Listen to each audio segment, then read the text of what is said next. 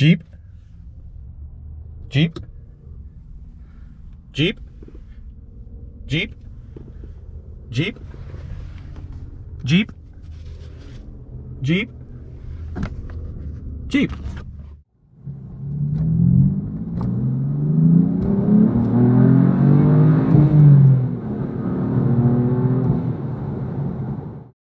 Hey y'all, welcome back to Doug's Cars. As you've probably guessed by my intro, I'm reviewing a Jeep today. Not just any Jeep though, a really rare one. And legitimately, this is a rare vehicle. I know some people are probably gonna comment it's not, but it is. It is a two-door JK Wrangler. JK, it's rare. They didn't make a whole lot of two-door ones of these because the JK line introduced the four-door Wrangler. And of course, it was one of the last two-door SUVs made. This one is rare too because it's a base sport, which also has an automatic, which the owner wanted because this vehicle was going to be used overseas, and also because this vehicle was going to be used overseas for a while.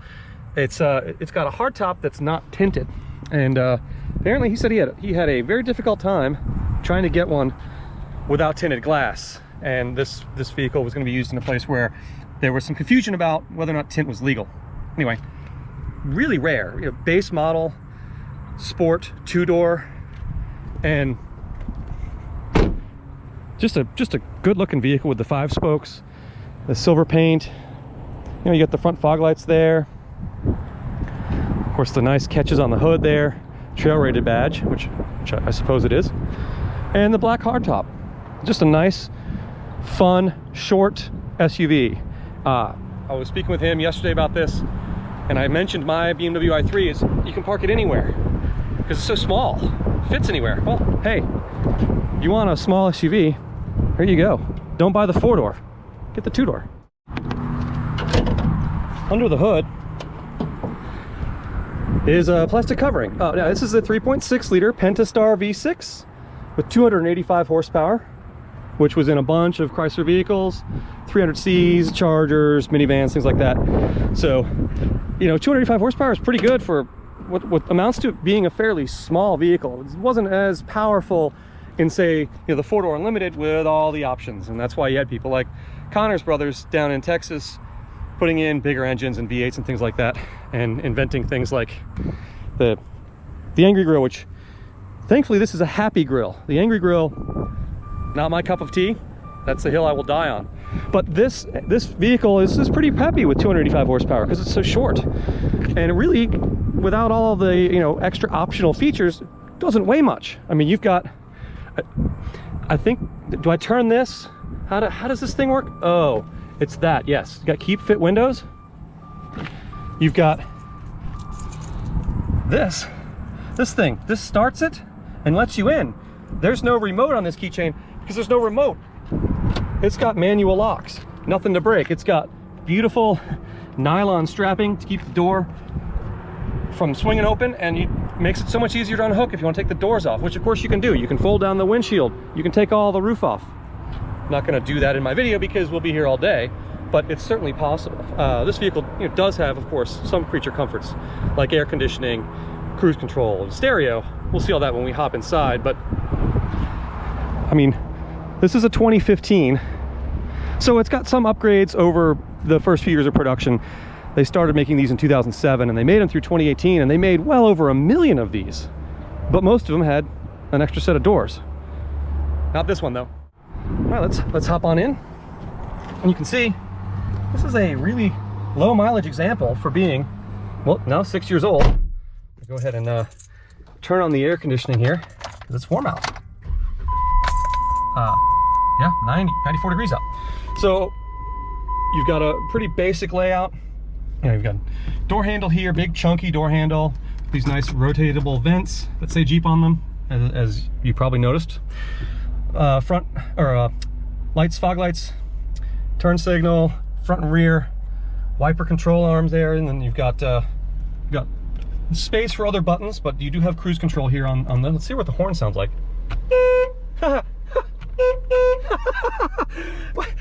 Where is that horn from?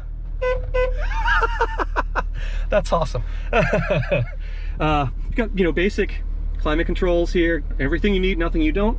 I noticed this does have hill descent control down here next to the hazard lights and the traction control.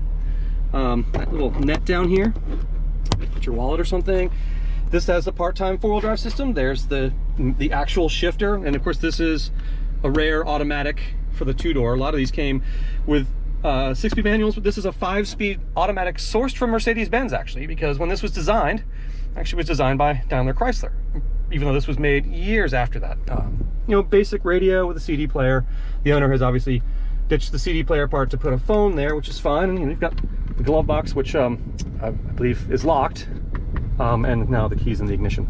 So not opening that since 1941, of course. Although 1941, a lot of these were made by Ford, but we'll just let that slide. And see up here, we've got all the ways you can take off these panels in the roof, come off individually. You've got a dome light here and speakers above you, and everything's padded nicely because this is a full roll cage vehicle. And you know, you've got a decent back seat. A really good friend from high school had the initial Wrangler, the YJ, and it was a Sierra, or a Sahara, sorry.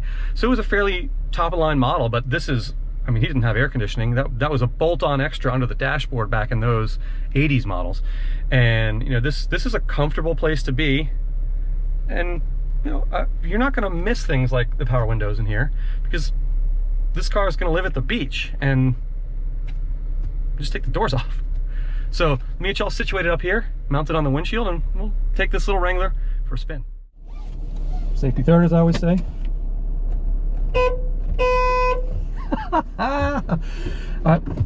I can't wait to get back to the owner of this vehicle, who's a good friend of mine, and make fun of his horn. I mean, you got a good line of sight out the hood. It's big, flat hood, so you see where the front of the vehicle is. The hood latches on either side kind of help. Nice big square mirrors here. I know that the new Bronco, the mirrors stay on the car, not on the door, so it makes it easier to take them apart. But like, you know, there's so many aftermarket accessories available for these that you could easily do that. Don't buy an Angry Grill, or I will not talk to you anymore. But yeah, lots of cool things. And he has some plans for this, which do not include an Angry Grill, but do include a lift and some bigger tires. This thing's peppy. 285 horsepower, you know, in the overall scheme of things, is still a pretty good amount. And this thing, like, I don't know, there was a Doug DeMuro did a review a couple years back of a YJ Wrangler Renegade, which was the one with the chunky fiberglass fenders and all, and I always liked those when I was a kid, when they were new. You don't see too many of them because they broke. And he said, it's like an eager little puppy. You know, at the time I was like, you know, I had a friend who had one in high school, but I don't think I ever drove it, and I'm fairly certain this is the first time I've actually driven any Jeep Wrangler, which is weird because even though I now have Land Rovers, I've owned Jeeps. I learned to drive in an XJ Cherokee, which I had throughout college. And then I had that WJ Grand Cherokee I got for Jeep Car Challenge last year that had 410,000 miles on it. But I don't think I've ever driven a Wrangler before. This is the first time. So I get what he's saying. It does kind of feel like an eager little puppy, even though this is way more powerful. You know, that YJ he drove had the 4-liter straight six that I had in both my XJ and my WJ, but slightly detuned. I think they had 190 horsepower in the Cherokees and 180 back in that model Wrangler, but this has 100 horsepower plus more. I can't speed too much because I'm on the beach road here in the Outer Banks, and you know, they like to pull people over for speeding on this road. Plus it's just not good. But just getting up to speed, I'm surprised at how fun and peppy this feels to drive, and nimble. Like, you just turn the steering wheel a little bit and it reacts immediately. It doesn't have slop. It's not like you turn the wheel a ways and then finally the car, because it's, you know, an old school American design, but it's not. It's a modern design. Wow, yeah, this is, I mean, even with these giant off-road tires on it, it really changes direction fast and nicely, which you'd want in an off-road vehicle, right? But it doesn't feel like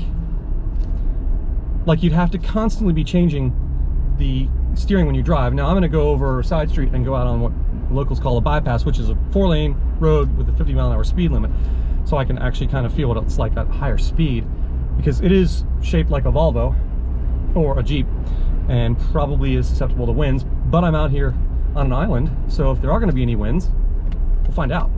So let's do that, because I am curious as to what it's like on the highway. You know, I was in Florida in April in my Land Rover LR3 that I call Lunar Rover because it has 230,000 miles on it. And I happened to be staying for a long weekend in Daytona Beach. Unbeknownst to me, it was Jeep Week 2021, and there were Wranglers everywhere. It was pretty much the only kind of Jeep that was there were JK and JL Wranglers. All kitted out. More money spent on the mods than were spent on the Jeeps themselves. I mean, just amazing stuff. And I have a sticker on the back of my Land Rover that says, "Nice Jeep Peasant," which my buddy Troy from Addicted Motors made as a joke, because our Land Rovers were $1,000 each, and so, you know, we're just poking fun at ourselves, really. 4,500, 5,000 RPM. Red line's at 6,500. I'm not going to do that, but we're going 50. And oh, it actually clicks 3 times on the turn signal if you just tap it like a modern car. Well, it is a modern car. It's a 2015. We're going 55. This is nice. This is totally comfortable to drive. I get why they sold over 1 million of these now. And it's quiet in here. I can remember my friend Ben's YJ, especially with the soft top on, oh my gosh, you'd lose your hearing if you're going 50 miles an hour. It'd just be vibrating like crazy. And it was a factory soft top.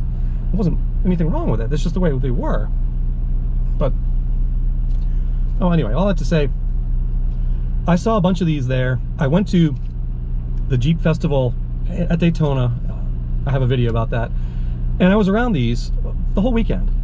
I just have never driven one. So I had the opportunity to drive one here while I'm visiting, and absolutely, why not? This thing moves. I like this. I can't even imagine what these would be like. Like the guys in Texas, some of the other folks who put you know, 392 Hemis, and especially in a 2-door. That would be awesome. I mean, that's what I want.